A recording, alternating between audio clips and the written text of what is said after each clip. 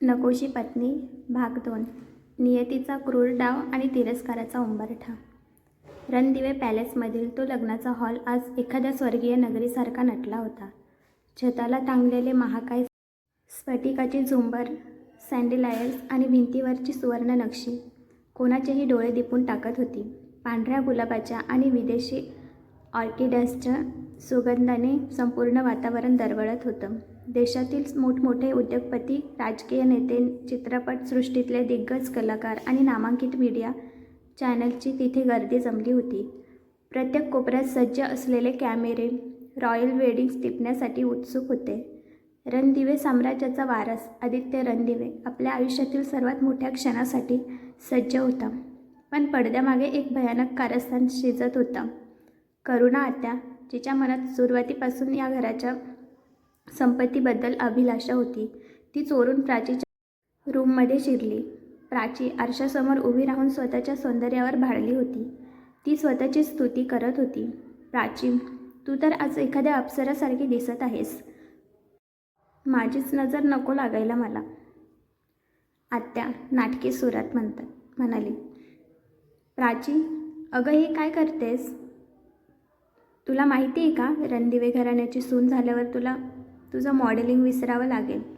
हे लोक खूप जुन्या विचारांचे आहेत. तुझी करिअरची स्वप्ने या पॅलेसच्या भिंतीत कायमची गाडली जातील. बघ, विचार कर एकदा, अजून पण वेळ आहे तुझ्याकडे. प्राचीच्या मनात भीतीचं बीज पेरलं गेलं होतं. तिने आरशात स्वतःच्या वधूच्या रूपाकडे पाहिलं आणि मग स्वतःच्या करिअरचा विचार केला. तिने स्वतःशीच पुटपुटलं, सॉरी आदित्य, मी तुझ्यावर प्रेम करते, पण तुझ्यापेक्षा जास्त मी माझ्या करिअरवर प्रेम करते. मला मॉडेलिंगमध्ये नाव कमवायचं आहे आणि या घराच्या बेड्या मी सहन करू शकणार नाही. मला जावं लागेल. क्षणाचाही विचार न करता प्राचीने त्या भरजरी दागिन्याचा आणि लग्नाच्या पोशाखाचा आणि नात्याचा त्याग केला आणि ती कुणालाही न सांगता तिथून पळून गेली. काही वेळाने देवेंद्रजी, नंदिनीचे वडील, नंदिनीला म्हणाले, बाळा, जा प्राचीला घेऊन ये, मुहूर्त टळत चालला आहे. नंदिनी धावत प्राचीच्या रूममध्ये गेली, पण तिथली शांतता पाहून ती सुन्न झाली. प्राची तिथे नव्हती. नंदिनीने सैरावैरा धावत संपूर्ण पॅलेस शोधला, पण प्राची कुठेच नव्हती. सुनैना, प्राचीची आई, तिथे आली आणि प्राची नसल्याचं पाहून तिला धक्काच बसला. ती रडत ओरडली, कुठे गेली ही मुलगी? इतक्या मोठ्या खानदानाची सून होण्याची संधी सोडून ती मॉडेलिंगच्या मागे लागली. आता आपली इज्जत धुळीला मिळणार. दुसरीकडे करुणा आत्या मनातल्या मनात हसत होती. ती मेघाच्या तिच्या मुलीच्या कानात कुजबुजली, मेघा, आता तयार राहा. आपल्या इतक्या वर्षाचा प्लॅन आज सक्सेस होणार. प्राची तर गेली पळून. आता तू आदित्यची बायको होशील आणि या घराची मालकीण बनशील. मेघाच्या चेहऱ्यावर एक क्रूर हास्य उमटलं. पण देवेंद्रजींनी एक टोकाचा निर्णय घेतला. त्यांनी नंदिनी समोर हात जोडले, बाळा नंदिनी, आज दोन्ही घराण्यांची आबरू तुझ्या हातात आहे. तू प्राचीची जागा घे आणि लग्नाला बैस. नंदिनीच्या पायाखालची जमीनच सरकली. तिचे ते ओशन ब्लू डोळे अश्रूंनी डबडबले. बाबा, मी हे कसं करू शकते? आदित्यजी माझ्यावर नाही, प्राचीवर प्रेम करतात. ते मला कधीच स्वीकारणार नाहीत. प्लीज बाबा, मला यात ओढू नका. सुनैना मध्येच ओरडली, असं कसं? माझ्या प्राचीला मिळालेली ही श्रीमंती या नंदिनीला कशी काय देऊ? ही कधीच प्राचीची जागा घेऊ शकत नाही. देवेंद्रजी संतापले, गप्प बैस सुनैना. तुझ्या अतिलाडामुळेच प्राची इतकी बिघडली आणि आपली अब्रू आज वेशीला टांगून पळून गेली. तिला जायचंच होतं तर अगोदर जायचं ना. आता लग्नाच्या दिवशी का गेली? नंदिनी, तू जर आज नाही म्हणालीस तर मी कुणालाच तोंड दाखवू शकणार नाही. पित्याचा तो कातर आवाज आणि कुटुंबातील इज्जत वाचवण्यासाठी अखेर नंदिनीने जड अंतकरणाने होकार दिला. तिने तो जड लाल लेहंगा घातला, अंगावर दागिन्यांचा भार घेतला आणि डोकं घुंगटने पूर्ण झाकून घेतलं. मंडपात वधूचं आगमन होताच आदित्यच्या चेहऱ्यावर एक विजयी हास्य आलं. त्याने नंदिनीचा हात हातात घेतला. नंदिनीचा हात भीतीने थरथरत होता. आदित्यला वाटलं ही लग्नाची उत्सुकता आहे. तो तिच्या कानात हळूच पुटपुटला, फायनली आज तू मिसेस आदित्य रणदिवे झालीस. नंदिनीच्या काळजाचा ठोका चुकला. घुंगटाखाली ती मुसमुसून रडत होती. तिचे डोळे मिटलेले होते आणि मनात एकच प्रश्न होता, जेव्हा सत्य समोर येईल तेव्हा काय होईल. नंदिनीच्या डोळ्यातून अश्रूची धार लागली होती. घुंगट असल्यामुळे तिचे अश्रू कोणालाच दिसले नाहीत. सप्तपदी झाली, मंगळसूत्र घातले गेले आणि नंदिनी अधिकृतपणे रणदिवे घराण्याची सून झाली. लग्नाचे सर्व विधी पूर्ण झाले. जेव्हा आदित्यने विधीनुसार नंदिनीचा घुंगट वर केला तेव्हा जणू संपूर्ण हॉलमध्ये सन्नाटा पसरला. आदित्यचा चेहरा रागाने लाल झाला. त्याच्यासमोर प्राची नव्हती तर एक अनोळखी मुलगी होती, जिचं नावही त्याला माहिती नव्हतं. मीडियासमोर असल्यामुळे आदित्यने लगेच तिचा घुंगट खाली ओढला आणि स्वतःवर ताबा मिळवला. सर्व मीडिया आणि पाहुणे त्याला कॉंग्रॅच्युलेशन्स बोलून निघून गेले. तेव्हा अनुराधाजी ओरडल्या, ही मुलगी कोण आहे आणि प्राची कुठे आहे. नंदिनी रडत, मी प्राचीची मोठी बहीण नंदिनी, पूर्णपणे घाबरलेली होती आणि रडत होती. प्राची हे लग्न. एवढं बोलतच होती तेवढ्यात मध्येच तिला अडवत सुनैनाने आपली चाल खेळली आणि आदित्यच्या घरच्यांना सांगितलं, या नंदिनीनेच प्राचीला काहीतरी केलं असेल. तिला हे ऐश्वर्य हवं होतं म्हणून तिने आपल्या बहिणीची जागा घेण्यासाठी तिला पळवून लावलं. आदित्य रागाने ओरडला, कोण आहे ही मुलगी. ही मंडपात बसलीच कशी.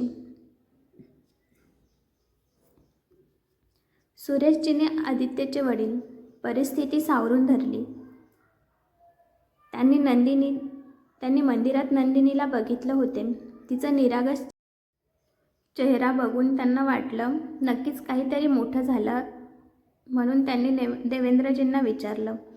तेव्हा देवेंद्रजींनी रडत सत्य सांगितलं की प्राची तिच्या रूममध्ये नव्हती आणि लग्नाचा मुहूर्त टळत चालला होता आणि नवरी तिच्या रूममध्ये नाही हे बाहेर कळालं असते तर आपली दोन्ही कुटुंबांची खूप बदनामी झाली असती. म्हणून हा निर्णय घ्यावा लागला. मला सुरेशजी म्हणाले, आदित्य आता ही तुझी पत्नी आहे, आपल्याला हिला घरी न्यावं लागेल. आदित्य ऐकायला तयार नव्हता, पण सुरेशजींच्या हट्टापायी नंदिनीचा गृहप्रवेश झाला. गृहप्रवेशाच्या वेळी आदित्यने रागाने उंबरठ्यावरच नंदिनीला सोडून दिले आणि तो आपल्या रूममध्ये निघून गेला. अनुराधाजींनी अत्यंत नाराजीने तिचे औक्षण केले. मेघा आणि करुणा आत्याचा जळफळाट होत होता. फक्त सुरेशजी आणि आजी तिच्या पाठीशी उभे होते. ईशाला पण खूप राग आला होता. ती पण रूममध्ये निघून गेली. आजी नंदिनीला समजावत म्हणाल्या, नंदिनी बेटा, सर्व आता नाराज आहेत, पण तुझ्या चांगल्या वागण्याने तू सर्वांची मनं जिंकून घेशील असा विश्वास मला आहे. एक दिवस सर्व तुझा स्वीकार करतील. रात्री मेड राधाने नंदिनीला आदित्यच्या रूममध्ये नेलं. नंदिनी बेडच्या कोपऱ्यात रडत बसली होती. तिचे डोळे रडून रडून सुजले होते. आदित्य बाथरूममधून बाहेर आला आणि बेडजवळ नंदिनीला पाहून त्याचा पारा चढला. तो ओरडला, तुझी हिंमत कशी झाली माझ्या रूममध्ये यायची. ती रडत बोलली, ते आजी आणि बाबांनी मला पाठवले. तुला मी माझी पत्नी नाही मानत. मी फक्त प्राचीवर प्रेम करतो. आणि त्याने जोरात तिचा हात पकडला. सांग, काय केलंस तू प्राचीसोबत. तुला काय वाटलं मी तुला ॲक्सेप्ट करेन. कधीच नाही. तुला वाटलं असेल की हे दागिने आणि हा महाल तुझे झाले, पण लक्षात ठेव, माझ्यासाठी फक्त प्राची माझी पत्नी आहे. जोपर्यंत ती येत नाही तोपर्यंत तू या घरात फक्त एक नकोशी पत्नी म्हणून राहशील. माझ्या वडिलांनी तुला सून मानलं असेल, पण मी तुला पत्नी मानत नाही. तो रागात ओरडला, तुझी सावलीही मला माझ्या बेडरूममध्ये नको. त्याने आपलं सामान दुसऱ्या रूममध्ये शिफ्ट करायला सांगितले. आजीने त्याला अडवण्याचा प्रयत्न केला तेव्हा तो म्हणाला, आजी, जर तुम्हाला वाटतंय की ही मुलगी या रूममध्ये राहणार, तर मीच ही रूम सोडून जातोय. तिचा अधिकार माझ्या रूमवर असू शकतो, पण माझ्या आयुष्यावर कधीच नसेल. आदित्य रागाने दरवाजा आपटून बाहेर निघून गेला. सजवलेल्या बेडरूममध्ये फुलांच्या सुगंधाऐवजी आता केवळ अपमानाचा आणि तिरस्काराचा दर्प उरला होता. नंदिनी एकटीच बसून आपल्या नशिबाच्या खेळावर रडत होती. पुढील भागात पाहायला विसरू नका. नकोशी पत्नी म्हणून नंदिनीचा रणदिवे पॅलेसमध्ये पहिला दिवस कसा असेल? आदित्य तिला घराबाहेर काढण्यासाठी कोणता नवीन डाव खेळेल? तर मित्रांनो, हा एपिसोड कसा वाटला? तुमच्या प्रतिक्रिया नक्की कळवा. तुमच्या प्रतिसादावरच पुढील भागाची रोमांचकता अवलंबून आहे.